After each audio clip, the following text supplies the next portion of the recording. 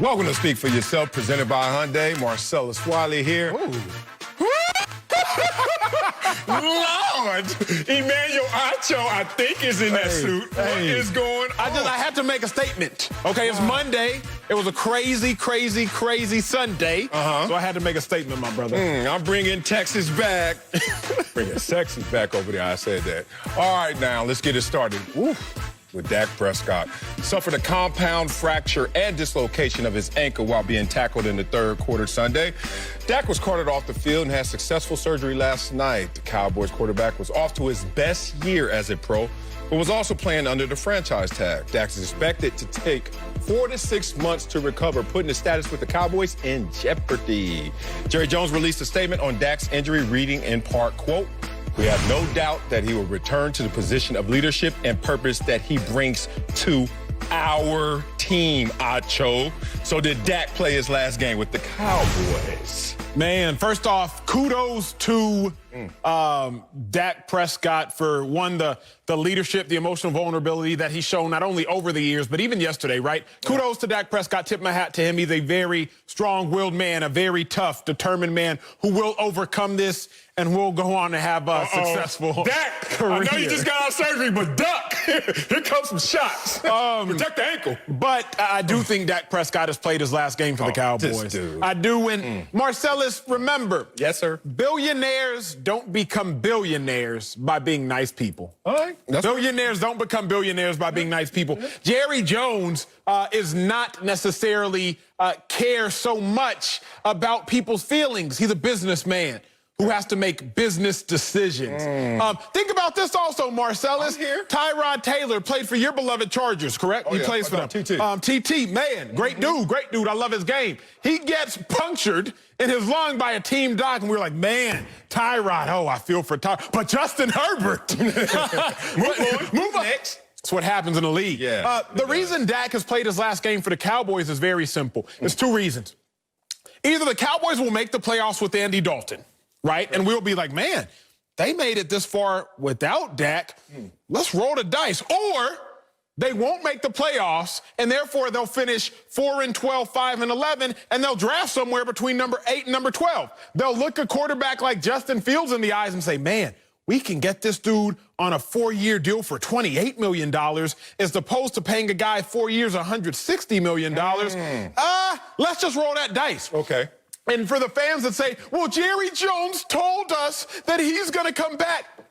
Jerry Jones lied before, y'all. He lied about Romo. He lied about Emmett. He lied about DeMarco. I'm going to get into that later. He lied about Dez. Jerry Jones has lied to us before. And I'm going to give Jerry a pass, Marcellus. I'm not going to call it a lie. Jerry Jones is speaking his truth at the moment. Okay. The fact is that moment will change. I do believe that Dak has played his last game for the Cowboys. Dak certainly has not played his last game for the Cowboys. You know I've been listening to that Big Sean Detroit 2 religiously. Got me back into this new rap. That mumble rap had me all off. And I'm back with it because Big Sean is dropping real lyrics. What Big Sean say? What'd he say? He said, don't mistake me falling down for me falling off. Ooh, Dak fell down. And let me just first reset everyone's hysteria and bring it back because even I got emotional when I saw Dak Prescott go down for the same reasons everyone else did. One, oh man, Dak, like that's your starting quarterback. Then you were like, oh my God, he's probably out for the season. His foot is facing the wrong direction. And then you start thinking about his career. Is his career ending? And then you start to say, oh, the franchise tag and his money. He got some of it, but not all of it. He didn't get it all. And then you got to reset the hysteria. Let me bring it back to you. And I'm going to bring it back to you an example, as I always do. I got to stay mapped to reality, no matter how much I got some opinions on these subjects. Question, was this a career-ending injury? Absolutely not. No. Question, was this a career-sabotaging injury, which means you won't reach who you were without this injury? Alex Smith comes to mind. Alex Smith will never be the same quarterback okay. again. I'll say no. Right now, you got to say no. I'm going to say no. I'm going to say no. So 2 no's right now. Now you're Jerry Jones and you're sitting there, and Emmanuel Acho got in his ear because you used to work for the Cowboys, right? And he heard you because he likes this show. He loves this show. A guy he should, as he should. A guy who worked for him, another guy who worked for him. Well, kind of worked. So here's the thing. Jerry Jones is sitting there and he's saying, wait a minute. Acho just told me I should look at Andy Dalton because I may get him at discount, hometown discount. And he's from the area, so that would be literally a hometown discount. But Jerry Jones is smart being that billionaire. He knows you also get what you pay for. That's true. So if you're going to get something on the cheap, you might get something back on the cheap. Let me tell you like this in example form, because there's a player that you played with, I'm thinking, in Darren Sproles. Yeah, my dog. That a lot of people don't understand why he is a part of the Dak Prescott conversation. Year Let me two. give it to you. Year 2. What did Darren Sproles do? Darren Sproles, who literally was the most inertia, energetic, quick guy I've ever seen, fast twitch muscles in action. Like Darren Sproles at the running back position, which is more treacherous than the quarterback Absolutely. position, became Darren Sproles. People don't even know where he was greatest. Was he greater as a Charger? Was he greater as a Saint? Was he greater as an Eagle? Had an amazing career. Guess what he did year 2? Tell him, Acho. He broke his leg. He broke his ankle.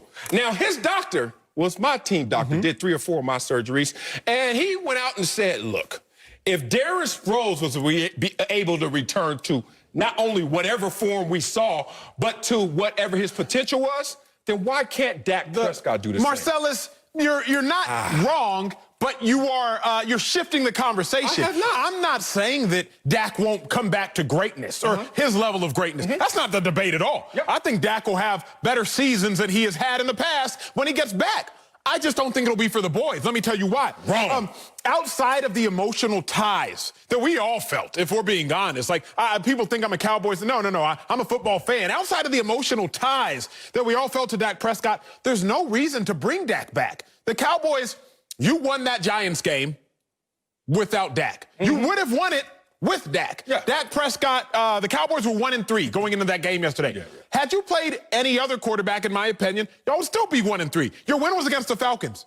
The Falcons haven't beat anybody all season. So all that simply says is that win against the Falcons was more a testament to the Falcons than it was the Cowboys because, again, Falcons haven't beat anybody all season. Okay. Without Dak Prescott, the Cowboys will probably win 6, 7 games this year, maybe 8, hopefully. Cowboys fans. With Dak Prescott, the Cowboys would have won 6, 7, maybe 8 games. So if you're Jerry Jones, you simply say this: with or without Dak Prescott, we're really going to win the same amount of games. Colin said it earlier, getting dressed for the show, I watched the herd. And Colin said it, he said it like this: Dak Prescott, Andy Dalton, they're not really going to elevate your number of wins. Whoa. I'm not going to say that they're the same player. No, yeah, but he said... And you going to repeat it? He said that they're not really going to elevate. He said with Dak Prescott, they probably would have won 8 games. Without Dak Prescott, they'll win 7 games, maybe 8. I agree with it. I said it before the season. I hear you. I've been saying it. Okay, You run the tape back. I'm listening So, now. Marcellus, Yes? if you're Jerry Jones, here's why. Here's why he played his last game. You think they're going to tag him again? Yeah. I think so. Heck no, they're not. Well, you give him all his money. Because if you're looking at it now, if you're like, man, we're not about to pay Dak Prescott $37 million coming off an injury. And that is why I don't think he'll be a Cowboy. I'll get into the details of all that later, but that's really why I don't think so. Because they're not going to pay him $38 million. They're not going to pay him a long-term deal. So ultimately, the Cowboys are going to give him we'll give you a 1-year deal on the cheap, and now it's up to Dak to make a decision. Wow. And we have no doubt that he will return to the position of leadership and purpose that he brings to our team. Yeah, Jerry Jones has lied plenty of times. Yeah, that wasn't me getting dressed, regurgitating someone else's take like you did with Collins. That was actually the owner of the Dallas Cowboys who said that. After the injury, when he knows emotions are running high, when he knows that he's being recorded, and he knows that he doesn't want to have to go back and eat his words, especially in a position like this, when you're talking about a guy's injury and potential career-hurting injury. But you took me to a new place, and I'm glad you did, big dog, because, one, I think he's going to get his money, whether it's franchise tag, just to say, hey, we know what you have given us so far, and we know that you will recover fully from this injury. Therefore, sky's still the limit. This is just a bump on the road. This is just, okay, you got to take the long way home in terms of getting all your money. Don't forget Dak has his endorsements. Don't forget he has his disability, career-ending injury insurance, north of $50 million, to the point where Dak is not going to miss a meal because of this injury. And now we have all agreed he probably will return to greatness, if not more. But Full Screen King right now wants to make you eat your words because you told me any quarterback could have had him at 1-3. Any quarterback could have won that game yesterday. Jerry Jones knows a little more about his Dallas Cowboys quarterback situation than even Emmanuel Acho. Look at these numbers right here, Acho. Dak Prescott, 42-27. Outside of Dak Prescott, and I left Tony Romo out of this because we already know how Romo was. Look at these quarterbacks and their win percentage. 4-5. Is that a win percentage of winning or losing? 1-6, Matt Castle, Brandon Wheaton, Kellen Moore, Brad Johnson, Kyle Orton, Stephen McGee. Even the names suggest to you that Jerry Jones knows damn well I am not trying to get back on this carousel again, even if that name means Andy Dalton and his 2-win, no playoff winning butt last year. Here's why I disagree. If you're Jerry Jones, you got to be sitting there thinking, wait a second. In the last 15 years, we actually make the quarterbacks. Tony Romo, was he drafted? No. Still ended up balling. Dak Prescott, you stole him in the 4th round. So if you're Jerry Jones, Marcellus, it actually doesn't make sense to bring Dak back. Let me talk to you about this. Let me see. 2012, let's talk about the Super Bowl winners since 2012. 2012, Russell Wilson. 2012, Joe Flacco on his rookie deal. 2013, Russell Wilson on his rookie deal. 2014, Tom Brady takes a notable pay cut. 2015, Peyton Manning, before the season, he said, hey, I'll sacrifice $4 million. He only makes $15 million that year. He was only going to make 19, by the way. 2016, Tom Brady, again, we know takes a pay cut. 2017, Carson Wentz on his rookie deal, but really it was Nick Foles, backup making backup money. 2018, who was in the Super Bowl? Jared Goff on his rookie deal. Tom Brady, again, known for taking pay cuts. 2019, who won the Super Bowl? Patrick Mahomes on his rookie deal. You got the point. I'm not making this up. This isn't my... I don't get the point. Here's the point. Jerry Jones also realizes our window to win the Super Bowl was Dak's first 4 years when they went 10-3, made the playoffs. 13-3, made the playoffs. When they went 10-6, made the play. Like, Jerry realizes, wait, our window to win with Dak was actually when he was already on his rookie deal. Not my opinion, not your opinion, empirical data. The last quarterback to make top-tier money and win the Super Bowl, Eli Manning, 2011. So if you just look, remove your emotions. It doesn't make sense to bring Dak back at top dollar. It just doesn't make sense. You ready to use empirical data instead of book cooking as you want to cook the books? Okay, who was in the Super Bowl last year? Kansas City 49ers and Chiefs. Right? Absolutely. Right. Who had the highest payroll in the NFL last year? 49ers. Who had the lowest payroll? They lost. They lost. You're going to make my point. Who had the lowest? The Chiefs, right? And who comes up here, mustard suits, always talk about who's going to be a dynasty, who you can't stop, who's never going to lose. And who has the highest paid quarterback right now? The Chiefs. So by your own... Year over year? Go ahead. All I'm saying is you can use last year comps if you're Jerry Jones to say whether you spend the most or spend the least, you still got a chance to win it all. And if you want to go future projections, well, the team that just invested the most at the position, we are now saying is the front runner to win the Super Bowl. So now make it make sense. The sense is simple. I just gave you an 8-year sample size. And then you furthered my point by saying the Chiefs actually, when they won, weren't paying Mahomes a lot. Now, I believe the Chiefs will win. That is a guess. But I'm telling you what has happened. The Chiefs have won when they weren't paying Mahomes a lot. But you're trying to use two things as your deviation. One is pay cuts. But you're using pay cuts from a guy from making $25 million to 20 or 19 to 15. Correct. Those are high pay cuts. One. And two, if you look at it going forward, we already saw it last year. You can spend the most, spend the least. You still got an opportunity. All you want in the NFL is an opportunity. There are no guarantees. So what's right under that rung? An opportunity. Jerry Jones still sees a road ahead as an opportunity. So paying Dak and still being so you would say this. And I don't want to step on our toes for later shows. But you would say this. That Dak Prescott, coming off an injury, in which he was 1-3 at the time he got hurt, in a dogfight with an 0-4 Giants team, you would say that Jerry Jones should pay him. If you were Jerry Jones, you would pay Dak Prescott $37 million. That's what you would do. I would pay. His floor is still the $35 million. His ceiling, it's north of you would tag him. North of Deshaun Watson's, which we'll get into. You would tag Dak, though. I would tag Dak because I just want a little grace period to see him again. Okay, great. I'm with you. You would do that as a businessman. Well, here's what I would do. That $35 million is less than a tag. So here's what I would do. I wouldn't tag him. What I would say is this. I'm going to offer you 1 year, 20. What's the market, right? I'm going to offer you 1 year, 22. He's gone. But who's he gone to? He's gone to... Whoever doesn't get Trevor Lawrence. Sure.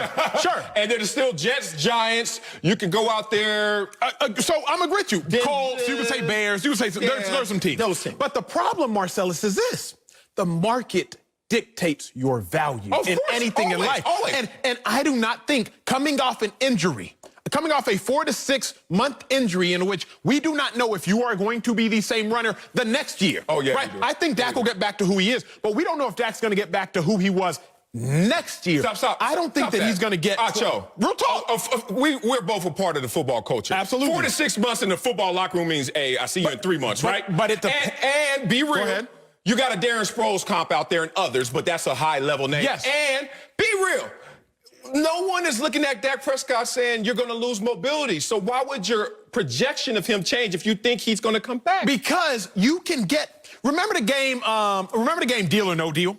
I remember, help me out, but I remember hearing it. So Deal or No Deal, essentially, based on how much money, game show, based on how much money were left in the briefcases, the bank would call and make you an offer. So, Marcellus, you start the game with about 20 briefcases, and you don't know how much money is in each. You know there's $1 million briefcase, a $750,000 briefcase, $500,000 briefcase, etc. Now, you can open up, if you select $1 million briefcase, that briefcase is now eliminated. So now the bank isn't going to offer you as much money because you don't have the chance to win the $1 million. I'm not going to lose you, but here's what I'm going to say is this. Say it.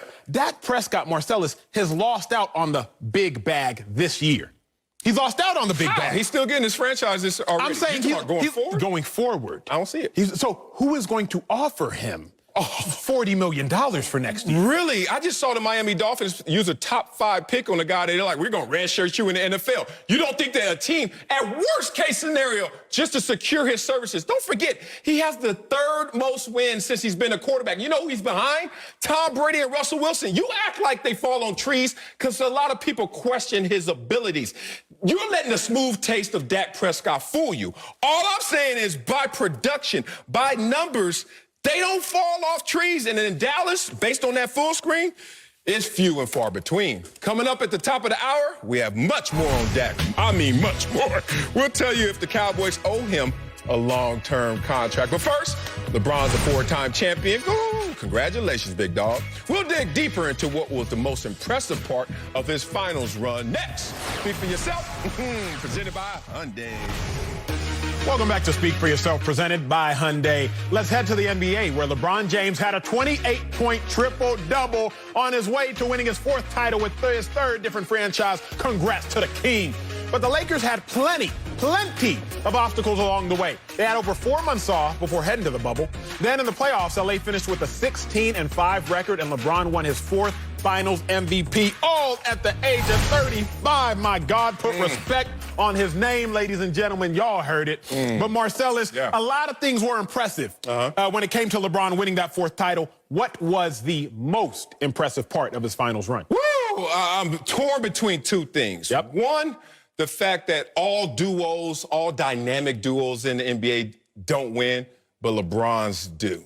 Like he figures out a way to work with Kyrie Irving, Dwayne Wade, and now Anthony Davis. He figures out. Everyone's going to say, oh, they're top players. Of course, it's easy. No, it's not so easy because I can name other duos that don't do it. But the one I'm going to land on is really how he builds a winning culture no matter where he goes, to the point where he walks around with that winning culture tool belt and just starts to go to work no matter where he lands, including in Cleveland when he's forced to play for Cleveland, his hometown team, because he's drafted there. And he drags them to the finals. No chance of winning, but drags them to the finals with that tool belt. Then, obviously, we see the Miami situation. That was just a guy's like, look, I'm not going to go down in history as not a winner. I know how great I am, and we saw the results. But then he goes back to Cleveland because he knows he owes his hometown something. And once again, finally hits pay dirt and becomes a champion. But what he did with the Lakers, people forget the Lakers had the worst win percentage the 6 years prior to LeBron arriving in the NBA, tied with the New York Knicks in terms of futility. And what happened? LeBron gets here, suffers his first major injury, and they don't make the playoffs. So that momentum of that losing culture that came out of nowhere, the Los Angeles Lakers, second all-time in championships to the Boston Celtics, stuck at 16 in Lakerland, that's how they feel, and they're not making the playoffs. Not only not making the playoffs, they're the worst team outside the Knicks. And then LeBron comes, and then he falters. But then LeBron does what he does best. He finds his Robin and says, let's go to work. Building that winning culture again. And not only making the playoffs, you win the championship. 6 years of futility, a 7th year where you can't even go out there and finish the season. You're getting old. You not make the playoffs. And then the next year, boom, here we go again. Rub the genie bottle, championship. That, to me, is the most impressive. I don't even know where to start. But let me piggyback on something you said, and let's dive a little deeper into it. Okay. So many people talk about LeBron's on-the-court attributes, LeBron's on-the-court's ability. 6'8", 270 pounds, freakazoid.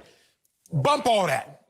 Let's talk about the humility. That, to me, is my first lap of most impressive. Dynamic duos. Russell Westbrook, James Harden. Dynamic duo. Yeah. Did they make it to the finals? Nah, they didn't. Nah. PG and Kawhi. That is a dynamic I didn't want to duo. bring up names. They didn't go very far, though, did they? No. You got Russ and PG when they was with the Thunder. Dynamic duo. You got CP3 and Harden. You have dynamic duos. But LeBron is not only talented, he's talented and humble. You got guys where LeBron let AD make that shot against the Nuggets. Okay.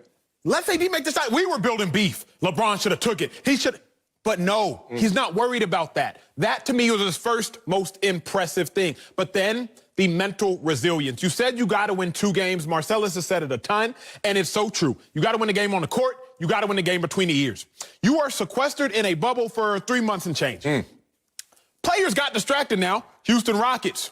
They let something without a heartbeat beat them. Daniel House Jr. gets distracted. Suspended, quarantine. Clippers, Lou Will. Maybe it was just getting wings, maybe it wasn't. But he wasn't smart enough to calculate the optics of the thing. Another delay. Giannis, Milwaukee Bucks, dominant team, best record 2 years collectively. Dominant team, but they don't even make it to the Eastern Conference Finals. But then you have LeBron James, his ability, Marcellus, to galvanize those around him. Alex Caruso, yes, he missed his sister's wedding. You can watch that on DVD. But everybody about to watch you as a champion for the rest of time. Yeah. So LeBron's ability, Marcellus, to galvanize. My first lap, here's how I'm going to end it. Remember, there was a point where LeBron and the Clippers didn't want to keep playing. In the midst of the social injustice, LeBron and the Clippers, LeBron and the Lakers and the Clippers were like, man, you know what, we out. But the NBA was like, nah, y'all keep doing this thing. And they got back on track and won the whole thing. What LeBron does physically is impressive. But LeBron's mental fortitude is actually, to me, the most impressive. You know what's funny that gets slept on in sports? Opportunity. We just had that discussion pretty much in the last block talking about Dak Prescott. We always talk about Super Bowl winners or NBA champions.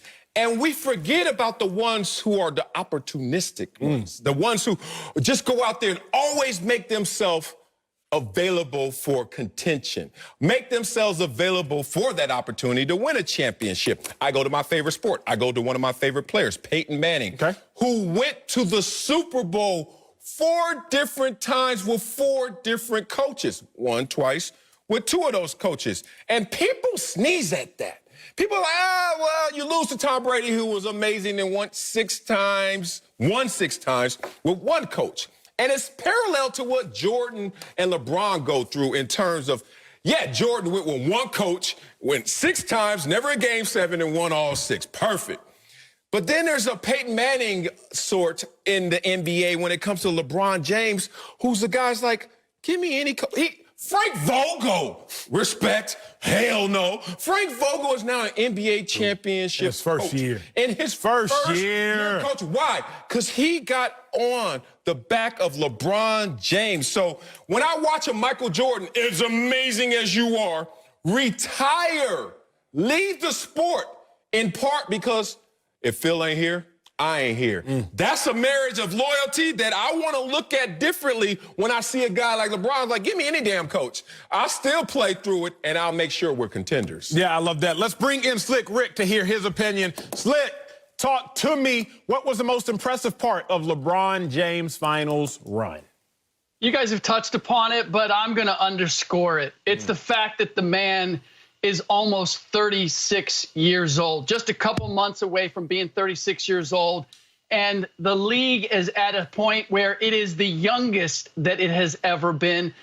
And you know what we say? It's a young man's game. And yet, as I watched LeBron James play, I never saw that. And keep in mind, we're talking about not just a normal season, but where we had a 4-month shutdown and he had to restart those engines. And I know for you, Acho, that 36 is some foreign land where primary colored suits do not grow, and it's just a place to fear. But Marcellus, yes, sir. You know, as you get closer to 40, the body changes, and the ability to get it into its into its necessary state to compete is a huge challenge. Yes. And he answered that, and he not only answered it, but as we watched him play, it never came up. Like, you didn't see him playing like a 35-year-old, almost 36. You didn't see him ultimately making that concession. In fact, he played more minutes than anybody else on the Lakers and was second in the finals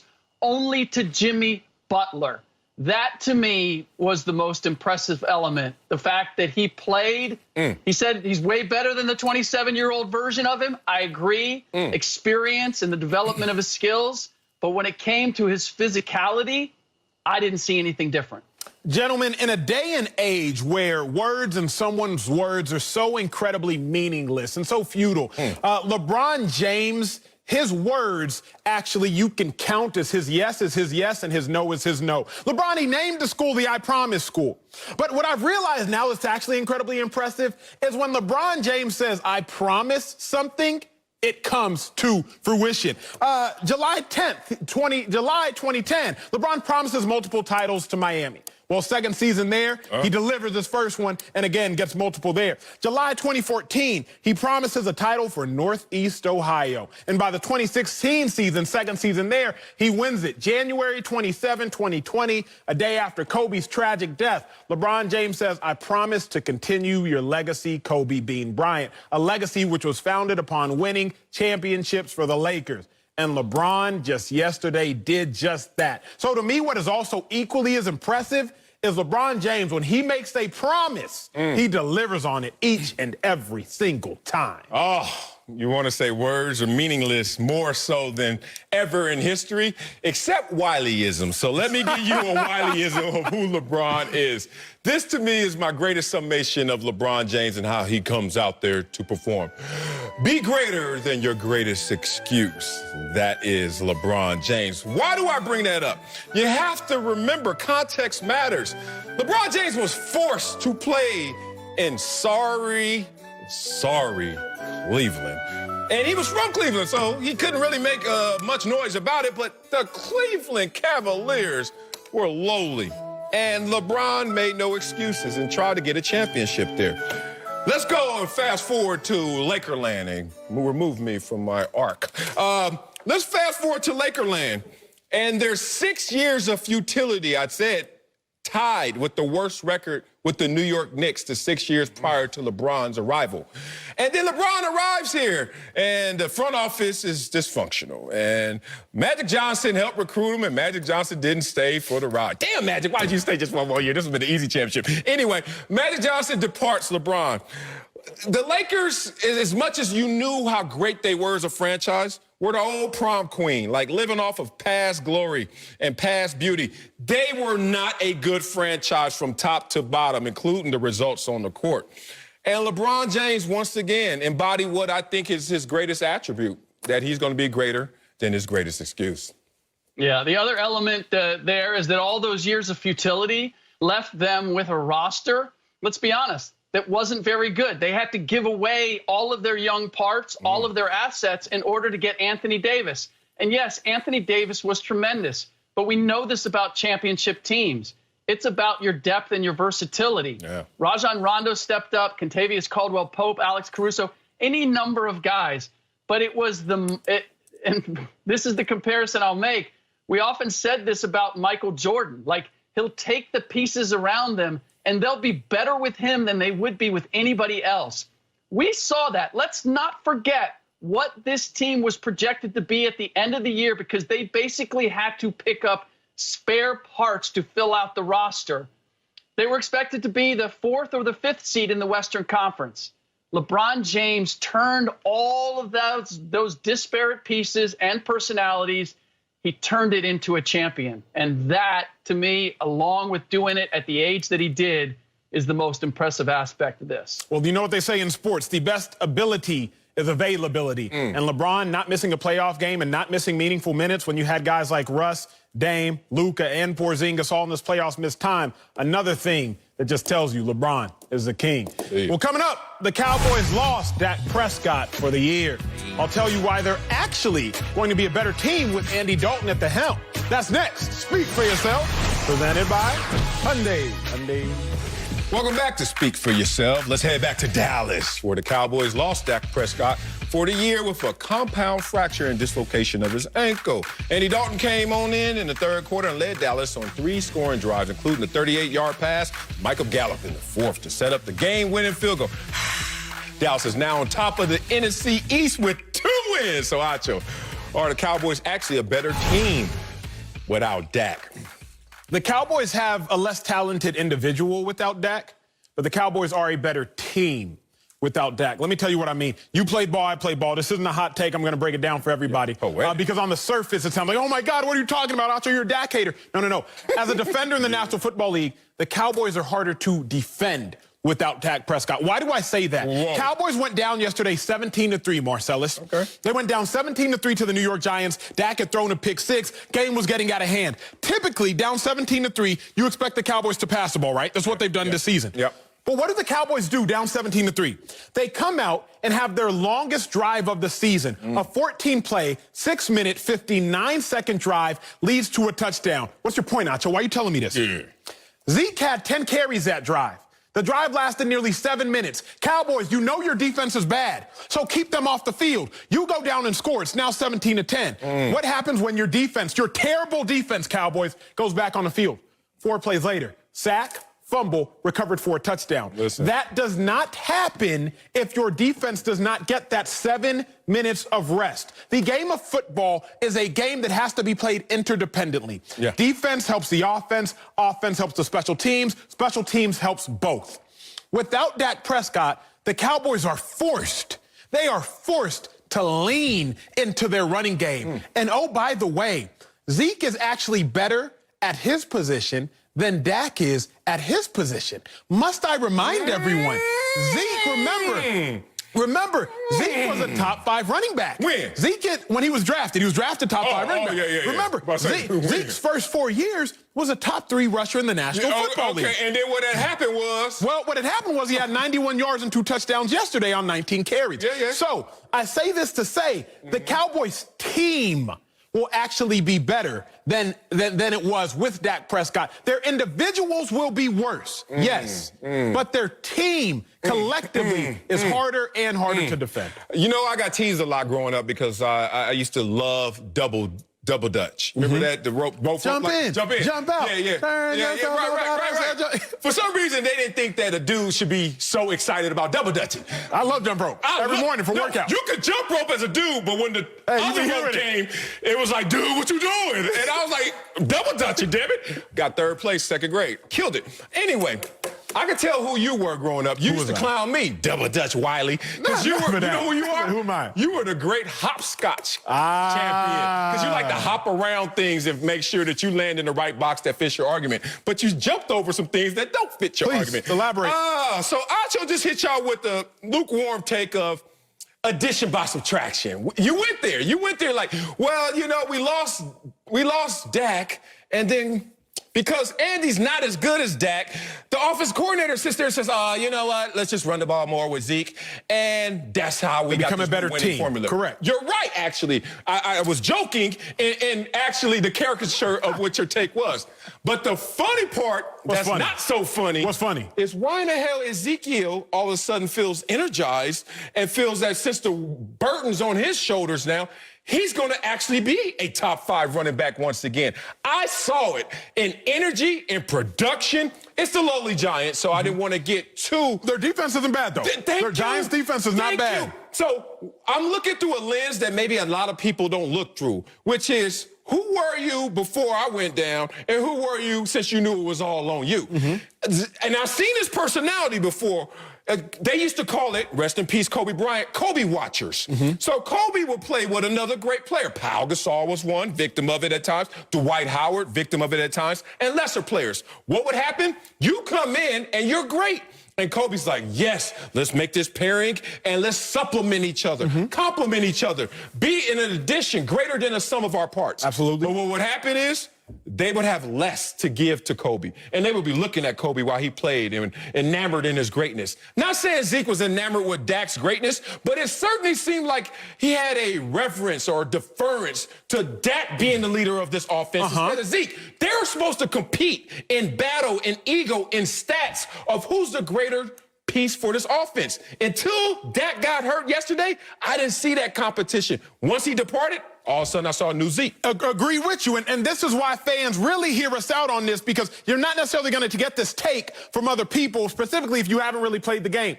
Carolina Panthers start off the season 0-2. Now, I understand they have a first-year head coach coming from college from Baylor. Yes. Carolina Panthers, they're currently 3-0 in their last 3 games. Who have they played their last 3 games without? Christian McCaffrey. Now, the Carolina Panthers, obviously, their coaches have gotten better. Schematically, they've gotten better. They're all more accustomed to the system. But as a defender, I can attest to, Marcellus, I'm sure, can attest to, if you're playing the Panthers, you know what they're going to do. If he out there. Feed McCaffrey. Yes. So defensively, it's much more easily to scheme against, because all week in practice, you know exactly what they're going to do. The Dallas Cowboys now, they're no longer one-dimensional. Dak Prescott threw the ball, I believe, 57 times just a couple games back? That's not going to happen again. Again, the game of football is played interdependently. The Green Bay Packers are undefeated. They give up the 10th most yards per play defensively, meaning their defense is actually worse than the Cowboys' defense based on how many yards they give up. But the Green Bay Packers lead the NFL in time of possession. So their greatest flaw, they mask because of their offense. What happened yesterday?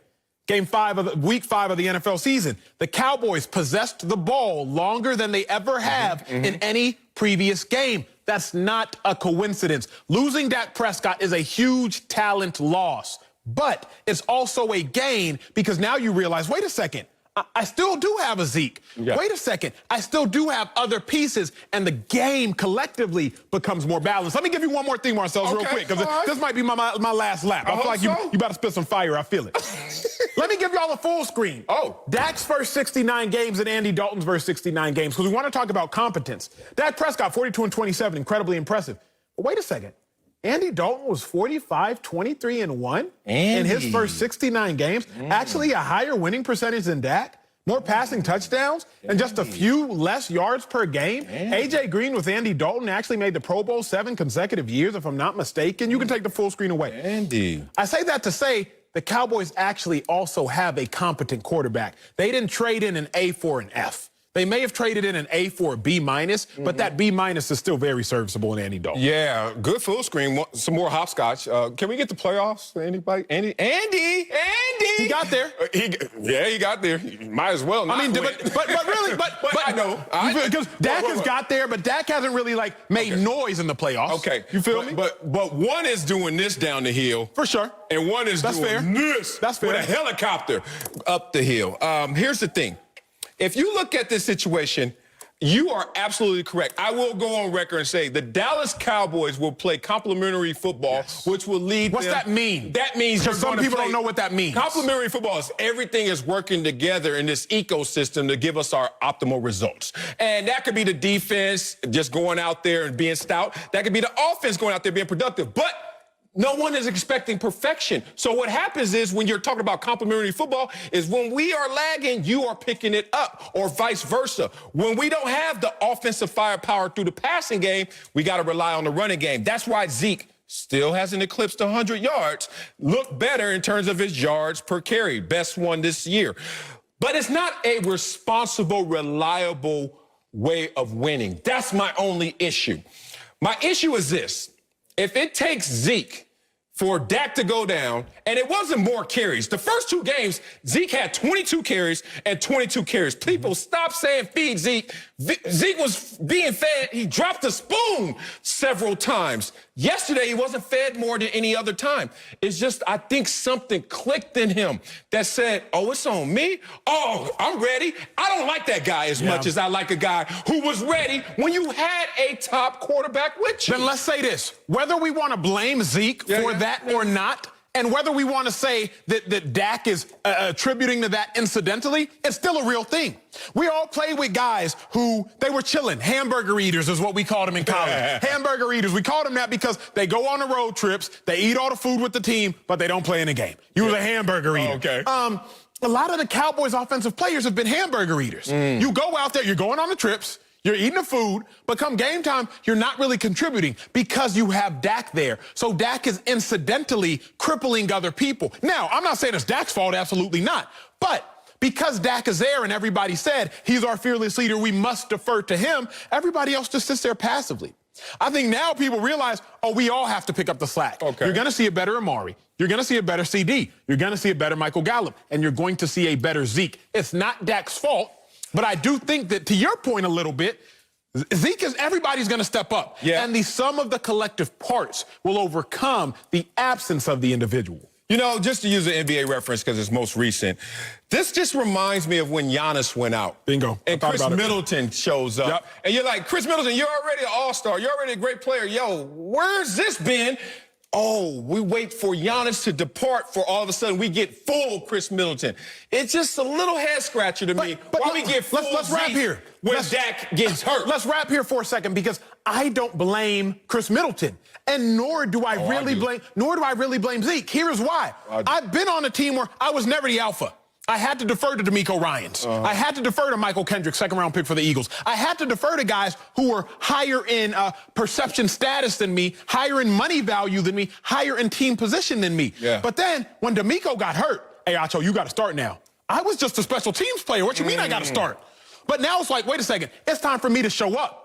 And now, I'm not going to give Zeke an excuse. He was a first-round pick. He should have already been that guy. But in the NFL, specifically for the Cowboys, the quarterback already has the throne. Jerry Jones said, he is our leader. Okay. The whole Cowboys nation, he is our leader. So I'm not going to blame a Zeke for that. Giannis, he's already called the Greek freak. It is Giannis's throne. I'm not going to blame a Chris Middleton for not being Robin can't be Batman if Batman is still there. See, that's the mindset Talk to me. I fight against. All right, I'm not better than any of these names I'm going to mention, but I remember being on the bench my first year, just coming in spot duty. And then one day they said, Marcellus, you're the man.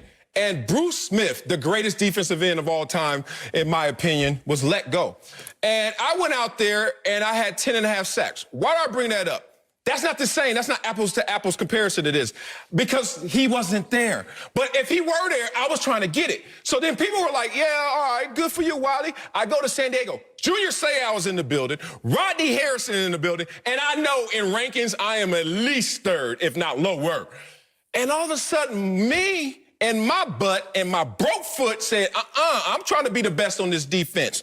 And in that situation, I have 13.5 sacks, 14 games with a broke foot. And to the point, they went too far with this, they started to say, well, then we could just build this around Wiley and let Junior Rodney go. I look up one day, they're gone, and it's all on me. Now, I would have much preferred, hey, let us battle this out for the Mount Rushmore and let our egos try to get us up there. I am not into deferring when we are on the same field trying to achieve the same goal. I look at all individual parts adding up to a collective higher aggregate number than one of us trying to get into our Lego Tetris piece and let you be the big dog and the alpha dog. But I think there's a part, Marcellus, where it's not as much as a deference as it is a degree of reverence. Here's what I mean by that. Here's why I say that. Okay. When you're not on the show and I got to do it myself, I'm a different me. Because I'm like, big bro ain't here no more. This is no longer our show. Like, I have to carry it. No matter how much I wish Marcellus was here, no matter how much this and that.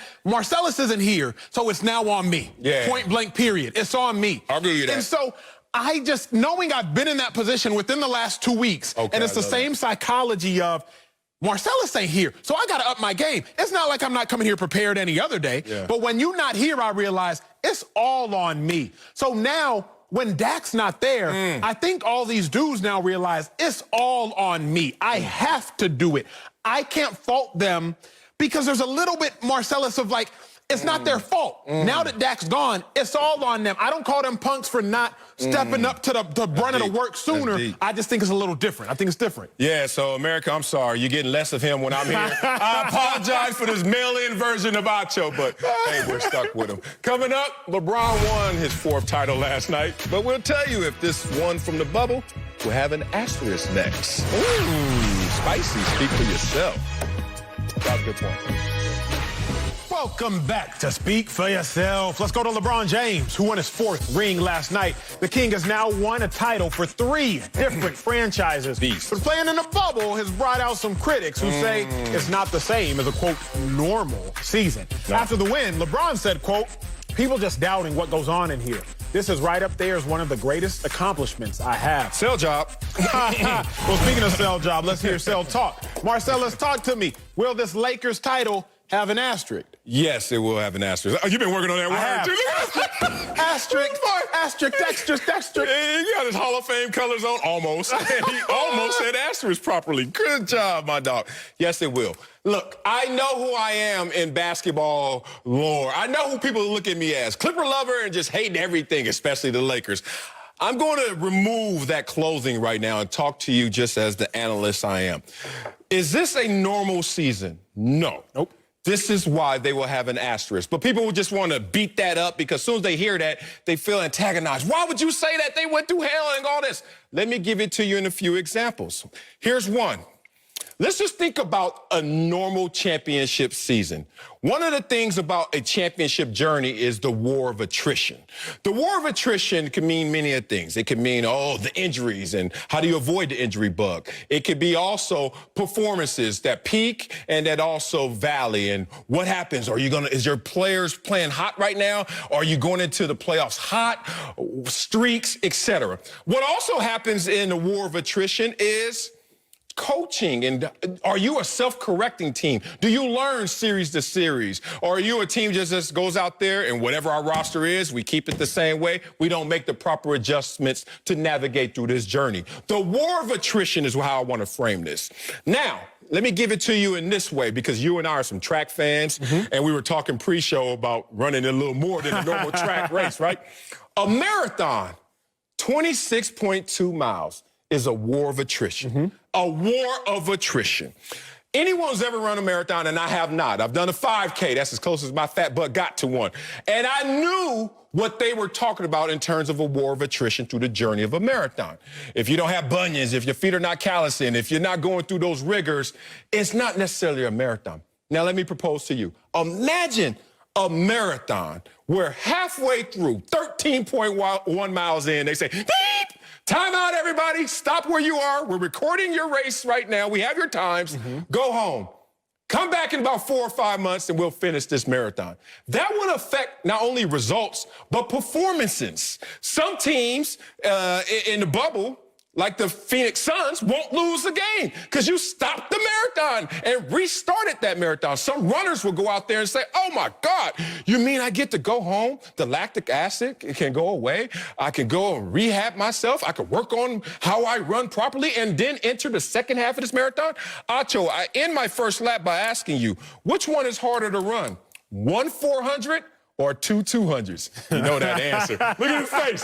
Thank you. That's why it's an asterisk. Let me say that there's no asterisk, and at first I'm going to diffuse your argument, and I will get to mine. Okay. I loved your argument, right? The marathon argument, the running hour argument, but there's a reason that people refer to track and field at times as an organized activity and call other sports a game. A game, Marcellus, now getting to my argument, is very simple. A game is comprised of man-made rules. See, math you love, math I love, because 2 + 2 will always equal 4. 4 + 4 will always equal 8. 8 + 8 will always equal 16. I can't say, you know what, ladies and gentlemen, America, there's a pandemic, so 4 + 4 now equals 9. That's not the way math works. But in games, rules change. See, rules typically change, however, in between seasons. This time, the rule changed in the midst of the season. Everybody still had to play under the same umbrella of rules. And although the rules altered, you still had to play under them because that is what makes a game a game. So there's not an asterisk for one reason. This is actually the most ultimate way a game can be played. Chaos was thrown in the midst of it. Okay, so you have to pause the season in the midst of it. Then you have to go to a bubble in the midst of it. Then we had play-in games in the midst of it. You lost home court advantage in the midst of it. So when you think about a game, a sport comprised of man-made rules, men changed the rules in the midst of the game, and LeBron still conquered and defied them all. So I would actually say this is the most optimal performance of game, of basketball game, as far as the epitome of game that has been played. That was some of the most impressive, elastic rhetoric I've ever heard in my life. Like, you really nailed a take that I disagree with, but I respect fully. But I need someone to come in here and break this tie. So it's time for us to bring in Slick Rick the Bucher. And Slick Rick, break this tie. Will the Lakers title have an asterisk? I'm sorry, Marcellus, but your entire opening to the conversation, what I kept hearing over and over was, see what happened with the Clippers was. See, I knew it. I took that off. Took those clothes off. That's what I heard. Look, the reality is in any championship run, in any season, in any sport, we can create the terms of an asterisk. And it is asterisk. Yes. But technically and literally, there will be no asterisk in the record books when it comes to this championship any more than there was in '99 when the Spurs won in a lockout season, or any previous disrupted season. The fact of the matter is there are all sorts of disruptions in championship runs. Do we put an asterisk on the Super Bowl 47 because the lights went out and the power went out and the Ravens ended up beating the 49ers? Are we putting an asterisk on the Houston Astros World Series last year? Are we putting an asterisk on the Warriors' first championship when Kevin Love and Kyrie Irving couldn't finish? Or LeBron's championship in Cleveland when Draymond Green was suspended for a game and Steph Curry's playing with a sprained knee and they had injuries as well. So I think that in every instance, you can find a reason to say, oh, well, if this hadn't happened, then maybe there would have been a different outcome. The bottom line is everybody faces the same circumstances and somebody prevails over them. And that's why I'm not going to take anything away from the Lakers having won this in the bubble. I don't know that I'm going to necessarily look at it as greater than or less than, but a championship is a championship. Well, I will continue to be by myself maybe at the pandemic parade for the Lakers on Figueroa and Kobe Bryant Boulevard and sit there and say, you know what? There's still an asterisk by this. And I tell you why. One of the unintended consequences of the bubble were the elimination games. A game like we saw last night in terms of crowning a champion. Dudes were trying to go home. Let me just be frank with this. And you never, ever saw the reward so grand, so great, and so vividly as you saw in the bubble from teams and players that just, hey, they didn't have the same measure of fight. Because if you say in one sense, this is so hard to deal with, you're away from your family, you're just stuck in here, and there's nothing to do but play basketball, and I miss everyone. Guess what? When you lose, you're kind of like, yeah, I get to go back to all of that. And this is a player speak kind of conversation where many a times it leaks out that someone was happy in a loss. Dwayne Haskins kind of went through this lately. Someone went on the team playing after a loss and was like, yo, move on. Even Deion Sanders talks about when he lost, hey, whatever, let's get on to the next. So this was a different climate in terms of elimination games and the fight you saw from teams that were outnumbered or outmatched. But let me give it to you with a couple more examples before we move on. Shaquille O'Neal, as I sum up, said, you should scrap the NBA season without an asterisk champ. Quote. Okay, Scottie Pippen went out there and said a lot of things, but one of the quotes was, it's not NBA basketball in the bubble. But let me bring it to an active championship coach and former championship player, Steve Kerr. Back to my track example, sort of. He was asked about the greatness of his teams in Chicago. And could they have ever won 8 straight? Remember, they won a three-peat 2 years off, basically, for Jordan, and a three-peat. And someone asked Steve Kerr one time, could the Bulls have ever won 8 straight? Like the war of attrition, like never taking a break to recharge Michael Jordan, etc. He said, quote, that sounds preposterous. Preposterous. No way he could have done it. My point is this. You guys won't start and finish and understand the consequences of that journey, that duration. And that's why this is an asterisk. That break right there gave relief and a reset that you never get in any other season. But here's the reality, Marcellus. I've seen plenty of situations where guys realize that the time is up, the season is over, and they're not fighting to the very last minute, and they're not in the bubble. True. So I don't think that that is exclusive to the bubble. And as I said, I'm not going to give it an asterisk. I'm also not going to give it an exclamation point, because I look at, yes, are there challenges in dealing with the circumstances of the bubble? Absolutely. But I also, as I read about, they've got barbers and they've got manicurists and they can hang out at the pool and they have all sorts of recreational options. And once the playoffs started, they had their families there, and they can they have the conveniences there that people outside the bubble did not have and do not have. And so this idea that somehow this was a unique, excruciating situation and they somehow marshaled through it and got the job done, I'm not going to give them that much. Was it hard in the bubble? I'm sure it was. You're coming. It's been equally hard outside the bubble, so I'm not going to add You getting close to me, Slick. You getting close. Let me say this, Slick. Let me say this, because Marcellus, you went to Columbia, so you should be the smartest person here in this conversation. Test scores. Marcellus, asterisk. What does that mean? Oh, I have it right here. It means being appended to something, talking about sports, typically in order to indicate that there is a limiting fact or consideration which makes the thing less important or impressive than it would be otherwise. See, somebody like me, Slick, I went to Texas, so I couldn't define asterisk, so I had to break it down. Aster comes from the Greek word star, and risk. Well, LeBron James is not going to risk his stardom by winning his 4th title, Marcellus. Oh. There ain't no asterisk out here. Oh, wow. Coming up in our big story, Dak Prescott is out for the year while on the franchise tag. We'll tell you if the Dallas Cowboys owe their star quarterback a long-term contract. That's next. Speak for yourself. Watch it speak for yourself. Presented by Hyundai. Marcellus Wiley, Emmanuel Acho. The shirt got brighter. The suit got brighter, I feel like, in the last hour. Oh, really? So now you're going to blame it on the time instead of when you had all that time pre-show, you picked that one out. I see you, big dog. All right, let's get back to our big story of the day, Dak Prescott. And the Cowboys star suffered a compound fracture and dislocation of his ankle in the 3rd quarter Sunday. He's out for the year after having successful surgery last night.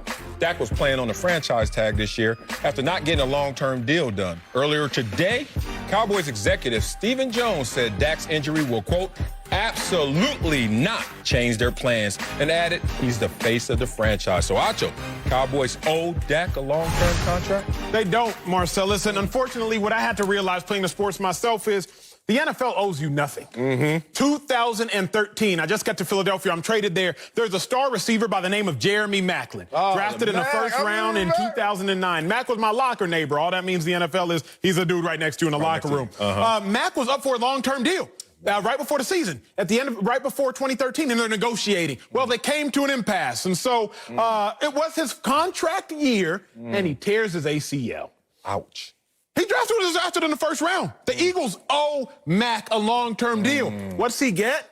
The next year, he gets a 1-year, $3.5 million prove-it deal. And worse than that, he tore his ACL in practice on kick return. Why do I know? Because I was there. I realized at that point in time, Marcellus, the NFL doesn't owe you anything. Now, let me dismantle. Well, Acho, you heard what Stephen Jones said. Acho, you heard what Jerry Jones said. Right. Dak is our leader. Dak is our guy. September 30th. Anthony Lynn was forced to bench Tyrod Taylor and start Justin Herbert. On September 30th, after week 2, September 20th, after week 2, Anthony Lynn said, Tyrod Taylor is our guy. Just 18 days later, he announced Justin Herbert as the starter. September 30th, just a couple days ago, Kyle Shanahan, head coach for the 49ers. You think I'm going to bench Jimmy Garoppolo? When he gets back healthy, he is our guy. Yesterday at the start of the second half, Jimmy G was on the bench, okay? Talk is cheap. I understand what Jerry is saying. I understand what Steven is saying. But please, fan, hear it from me, who's been there. Marcellus won't lie to you at least about that. No. Don't matter what these coaches and GMs say. But now, let me get to my own point. The fact, Marcellus, is just very simple. Okay. They don't owe you anything. They franchise tagged him. That was 30+ mil. You've told me, and I've read it, they offered him 5 years, 30 to 35 mil a year. Yeah. I'm no math genius, but that thing breaks out to 5 years, $150 million. He said no. Plus, he said no. Cowboys, unfortunately for Dak, they don't owe him anything. They don't owe him anything, but Dak has earned everything, and that's why Dak is still going to get paid. I do like your face right now. Your face needs to be fixed on television, damn it. All right, we're actually agreeing in a weird way, but we're going to take different routes to that agreement. The NFL stands for what? Not for long. Not for long. And Tom Brady, the GOAT, always talks about how he loves the NFL. What gets his juices flowing is the fact that there's no entitlement. No matter how great you were last year, has nothing to do with today's game. And no matter how great you are on play 3, play 4 don't give a damn about play 3. I love when Tom Brady went out there and articulated that. Now, let me talk about what the NFL doesn't say, but we all know because it's a primal sport, a violent sport. That in the NFL, you eat what you kill. Absolutely. So if somebody said you're not eating, because you ain't killing nothing. And if you are eating, guess what? You killed a whole lotta. And that's why I want to bring this story home and personalize it before I talk about Dak Prescott in full.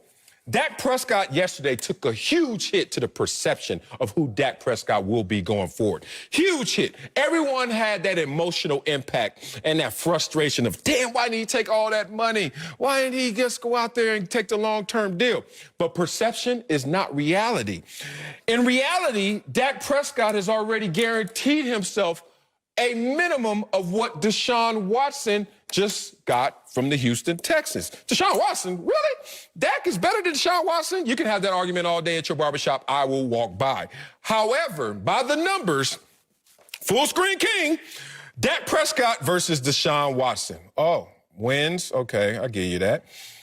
Let's look at passing yards. Oh, interesting. Let's look at passer rating. Oh, interesting. Look at total touchdowns. Oh, comparable. I like them being comparable because that's the comp I need. If somebody's getting $39 million a year and I'm Dak Prescott with an injury that I will return from, as the doctors are going to say, is coming without incident. Paul George, Alex Smith, when they had their injuries, doctors would term that with incident. That means you got bacteria to deal with, you got to put the bones back together. You got the healing process. We have to see if he's going to be back to who he was. But this injury, they're like, it's kind of simple, even though it sounds complex. Dak Prescott's forecast is still to be who Dak Prescott was before. And if Dak comes back as who he was, according to Stephen Jones, Jerry Jones, and these comps, that is a $40 million man. Here's the issue. You say Dak Prescott will come back to who he was before. Yes. Who he was before is still ambiguous to the kingpins, which is Jerry Jones. Really? Why? Before Dak got hurt, they couldn't get on the same page with the contract. Because he wouldn't give Deshaun money. Exactly. Don't offer me no 35 and I'm better than 39. Exactly. So now that Dak has gotten hurt, that dispute is only going to fracture even more. But let me get to another point. Cowboys fans, please recognize your history. Jerry Jones's history. 2014, DeMarco Murray had the 7th most carries in NFL history in one season. 392, the 7th most carries NFL history. He broke his hand in week 15 and didn't miss any time because y'all were going to a playoff run. Of course, the Cowboys should honor that. DeMarco Murray was a 3rd-round pick for the Cowboys. He just carried the whole load, led him to the playoffs. What happened?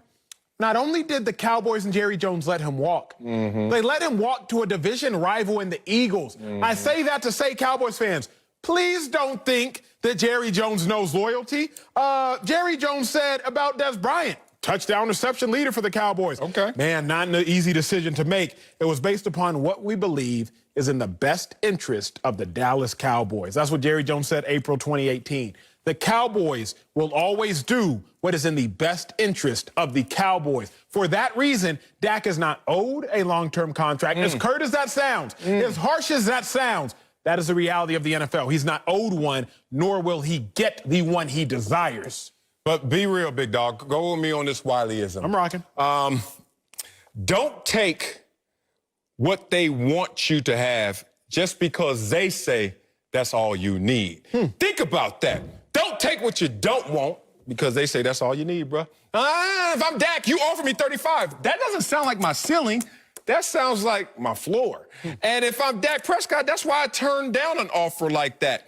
I can't use anybody else for comps, and I certainly understand that using a running back and using a quarterback, you can see where the issues come in terms of projection of greatness, projection of peak powers. They're different. So DeMarco Murray, we can have that conversation, and I think the Dallas Cowboys made the right choice. But at the same time, it doesn't give you a lot of... Oh, well, look, let me chime in. Let me chime in. You don't respect their word as much. Well, it's not even that. What it is the NFL is about a use them until you lose them business. You know this better than me. Let's go. Think about this. The Cowboys is like, man, sorry for you, Dak. Did we get all we could get out of him? We went 13-2, went 10-6. Because that's my point. With DeMarco Murray, we got our 400 touches out of him. Thanks for your services. Yeah, you broke your hand on our watch, and you didn't miss a snap. You led the league in rushing by 500 yards. You led us to the playoffs. We're cool off you. Why I bring that up and I had to chime in there is because Marcellus, I just want to make sure the viewer that y'all understand, the Cowboys don't care about Dak when it comes to making business decisions. They don't. They let Emmitt Smith walk. The statistical greatest running back of all time, statistically. What was he eating him? I don't know. I don't know, but he broke the record for the, he goes to the Cardinals. Yeah, I know that. But at that point now, it's a whole different conversation. It is. Like Emmitt Smith then versus Dak right now. Yes, but I say all that to say, even if they love you, they'll still lose you. Yeah, well, they only love you based on what they have seen and what they will see. Okay. And DeMarco Murray shouldn't have been loved anymore. He had 1,845 yards that last year in Dallas. You know what he had the next year? It was terrible. I was there. he was terrible. Hey, sorry, I'm a fortune teller. I could just tell this, he ain't going to be that good, and he never was the same. That said, let me personalize this story, because the NFL, it goes both ways. We're saying the same thing. It just depends on who you are. I had a contract year, my first contract year. Before the season, I had back surgery. They were saying 4 to 6 months, all that stuff. Same thing with Dak. I was like, I ain't wasting my contract here. I'm different than Dak because I don't have the same leverage as Dak. I still was waiting to prove it. This is my first year ever starting and my opportunity of a lifetime. I'm 25 years young. And we know when you hit your first contract year, you better put up or shut up. And in this moment, I'm sitting there, I can't walk. It's July, I can't walk. It's August. We're playing at the end of that month. I can't walk. But I'm like, gonna make my money. Point being, I went out there and got mine. And then not only did I get mine, Buffalo offered me, I was like, pennies, Dak to Jerry Jones, pennies. And then I got my money when I went to San Diego. If Dak has to use his leverage to play all the cards, which is I may have to test free agency, I may have to get a long-term deal somewhere else, so be it. But based on the words of Stephen Jones, based on the words of Jerry Jones, and based on the production of Dak Prescott, it seems Does their word mean anything to you? Hell yeah. Because it could be no words. I've been there before. I ain't tell you about my other contract situations where they don't say anything. You know why? Because they're not going to do anything. That's the situation different. You don't have to step in it if you're Jerry Jones right now. Stephen Jones, certainly. Stephen's more calculated than Jerry. If Jerry just said this and Stephen said nothing, mum's the word, watch your back, Dak. But since Stephen went there with Jerry in a calculated measurement, they still gonna give him that same level of offer. Coming up, LeBron now has won a title for 3 different franchises. We'll tell you if this finals elevates the King's legacy. Next, Speak for Yourself, presented by Andy.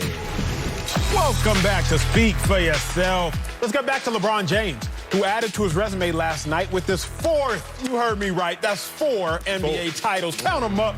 LeBron was also named Finals MVP for the 4th time. The only person with more, Michael Jordan, with his 6. Well, LeBron has now won a title for 3 different franchises. is after the game, the key word for LeBron was respect. Take a listen. We just want our respect. Rob wants his respect. Coach Vogel wants his respect. Our organization wants their respect. Laker Nation wants their respect. And I want my damn respect, too. LeBron, you have my respect, my friend. I don't know about this one here. But Marcellus, does this finals elevate LeBron's legacy? No. No, it doesn't elevate his legacy. Now, see, that's what's wrong with our society today. Everyone's just headline reading and clickbaiting. If you listen further, guess what I'm going to say? Okay, Marcellus, fine. Well, I already think he's the GOAT. So, therefore, how you going to elevate from GOAT status? What the hell's next? What animal is that? You are the GOAT to me. As I echo what an NBA executive just recently said, quote, Jordan is a better ISO scorer, and LeBron is better at everything else. And to me, that's how I look at it. I always talk about the death by 1,000 paper cuts. That's how LeBron has won this argument over for me. Now, that said, if he wanted to elevate his legacy, for those who don't consider him the GOAT just yet, he's 1B or he's number 2 to Michael Jordan, whatever you want to call it. This is not the year where you want to raise your hand and say this elevated his legacy. Why? When did he get fully introduced into the GOAT conversation? 2016. When? When he said it. When? When everyone else saw it. When he came back 3-1 on a Golden State Warriors team that had won 73 regular season games. NBA record. That's when you're like, wait a minute, this LeBron James might be up there with a Michael Jordan. Because Michael Jordan had it solidified, perfect, and everything. And then LeBron did that impossible feat. And then LeBron declared himself the GOAT. Won his respect. And then next thing you know, Jordan said, I need to make a documentary on the championship day parade of that 3-1 comeback against the Warriors. That's when it became a conversation. For me, the legacy of LeBron James is solidified. It didn't get enhanced by him beating on a lowly, outmatched, outnumbered Heat team that wasn't ready for this stage just yet. Big bro, I think that this finals elevated LeBron's legacy exponentially. Can I ask one question? Is he the GOAT already? No. Okay, that's what I want him to be, but I am a Jordan, I'm a LeBron stan, but out that LeBron is the GOAT. But here's the thing. Okay. This championship elevated LeBron's legacy exponentially because historically speaking, not just in sports, your legacy isn't just what you do for you as an individual. Okay. Your legacy is actually based upon what you do for other people. MLK, his legacy, it's not based upon what he did. It's based upon what he did for those around him. Abraham Lincoln, it's not just based upon what he did for those around him. Let's go to sports. Muhammad Ali, it's not just based upon what he did. What did he do for those around him? So LeBron James, what has he done for those around him, Marcellus? I could tell you, but I'd rather show you. Full screen. You gonna show me Martin Luther King? No, we're just gonna talk about the king that is LeBron James.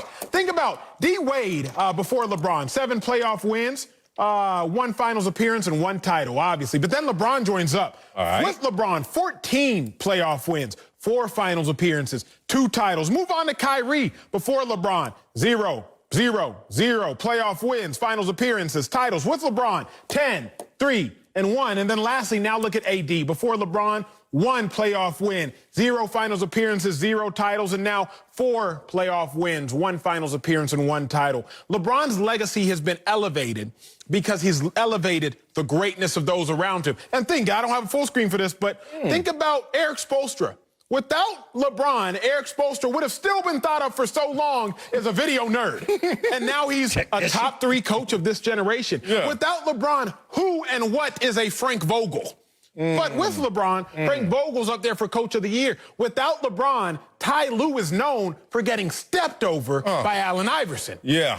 But with LeBron, Ty Lue, yes, he's known for that. Tight ass Without braids. LeBron, Ty Lue is known for that. Getting stepped over by AI. But because of LeBron, Ty Lue is now ushered into the front of every head coaching conversation vacancy. So LeBron's legacy was definitely elevated because it elevated, again, those around him. Wow, I want to see your full screen for Jordan without Pippen. Oh, damn, can't see. Okay, what about Magic without Kareem? Well, Kareem got one without. No. Bill Russell without all them other Hall of Famers. Here's the point. Back in those days, he's getting compared to history and to Michael Jordan. they don't even move. They didn't move. They didn't have the same level of player movement and player freedom that LeBron has. So LeBron's going to have an opportunity to create a full screen like this where the other greats, and especially the other GOATs in this conversation, wouldn't have had such a. But maybe who we're bringing in right now, Fox NBA analyst Chris Broussard, will give us the full picture. CB. Good transition there, boy. So, Chris, does the finals elevate LeBron's legacy? Well, I'm somewhere in between both of you guys, but Marcellus, you lost me when you said that LeBron's already the GOAT. No, he's not. All right, he's not. Michael Jordan is still the GOAT. Oh, wow. LeBron is still second. Oh. And here's the deal. Even before this finals championship, he was second.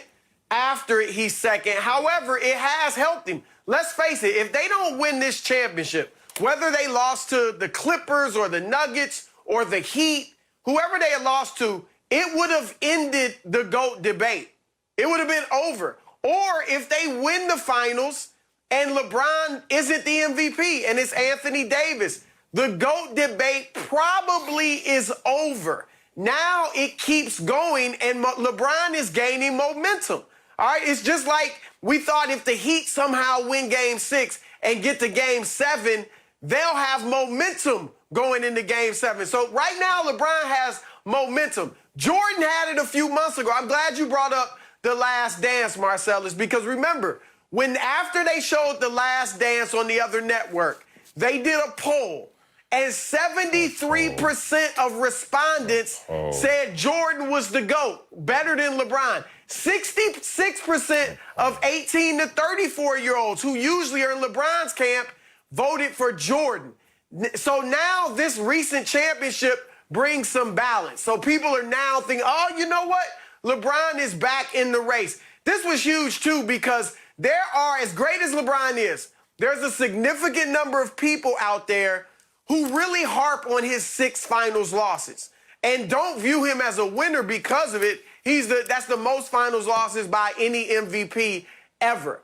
Now 4-6 sounds much better than 3-6 or 3-7. And the fact that they've come with 3 different franchises, I think it makes that 4-6 even better than a typical 4-6. So this has helped LeBron a lot for the Lakers. I said this before he went there. Look, LeBron, if you go to the Lakers, you better win a championship. Hey, let me ask you though, CB. Every player except Elgin Baylor, who's on LeBron's level or even close to it, Jerry West, Wilt, Kareem, Magic, Shaq, Kobe, they all delivered rings. If he had gone to LA and not gotten a championship, that would have been a negative on his legacy. So again, this helps his legacy in that way, and it just keeps him in the race with Jordan with momentum. Let me ask you something, CB, because I heard you on the herd, and you brought up what I brought up last week. Kawhi, had he won another finals MVP, his third one, third different franchise, people were ready to usher him into a top 5 conversation. That's what you said on the herd, correct? That's what, yeah. Yeah, which I thought was crazy. Ludicrous. I mean, Colin said I didn't think that was right. But I've heard other people beyond Colin say that. If Kawhi is somewhere in the top 20, top 25 player of all time, and he was ushered into top 5 with the third finals MVP for a third different team by different media, and again, media creates the legacy narrative, LeBron, who's inarguably a top 5 player already, before winning this last chip and another finals MVP, how does this not make him the number 1? How does this not make him the GOAT? Well, that's obviously I have a laundry list of reasons why I Okay, don't give us the whole laundry list. I'll give you. Don't do your laundry on. Yeah, I'll give you a brief one. Yeah. Jordan was more dominant. There have been 3 three-peats in the NBA, in modern NBA history, let's say since Bill Russell. 2 of them were Michael Jordan with Scottie Pippen. The other one was Shaq and Kobe. 2 top 10 players had to combine don't too scream, please. to do Go, a three-peat. CB, and yet Jordan did. Why do we pick and choose, and we're going to have to be here maybe for a little bit. Why do we pick and choose what now we want to use as categorization for GOATs? Like, well, we're going to say that a three-peat is how we want to classify it. I just don't, why are you saying that a three-peat is a qualifier for being a GOAT? Don't you think that's an arbitrary point to grab at? It's not arbitrary because it shows dominance, but it's just one of my points. I could go to this. I just wanted to give you one because I didn't want to be here for 20 minutes. I could go to this. Jordan had no weaknesses. Jordan's game has no weaknesses. I can point to a weakness in Magic, Kareem, Larry Bird, and LeBron James. LeBron James doesn't have the mid-range pull-up, and we saw that in Game 5. That's why everybody's like, why didn't he pull up and shot? That's not his game. He doesn't do that. LeBron James struggles from the free throw line. Would you not argue that LeBron James has trouble sometimes fitting in a system? Talking longer than the break.